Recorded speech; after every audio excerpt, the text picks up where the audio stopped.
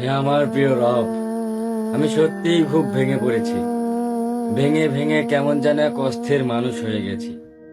আমার জীবনটা আর আগের মতন চলতে পারছে না। সবকিছু কেমন যেন অন্ধকার, দিশেহারা, নিঃশব্দ হয়ে আছে। হাসি মুখে লুকিয়ে রেখেছি এক সমুদ্র কষ্ট।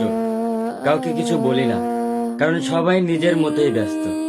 তবে আপনি জানেন রব, আমার ভাঙা মনের প্রতিটা শব্দ। আপনি তো ভালো করেই জানেন আমি কতটা অসহায়। হে আমার রব, আমি আর পারছি না। এই ভাঙা মন, ক্লান্ত চোখ, সবকিছুর ভারে যেন বুক চেপে ধরে আছি। আপনার দয়া ছাড়া আমার আর কোনো কিছুই নেই। আমাকে ধৈর্য ধরার তৌফিক দিন। এই কষ্টগুলো সহ্য করার শক্তি দিন। আপনার ফয়সালায় রাজি থাকার হিম্মত দিন।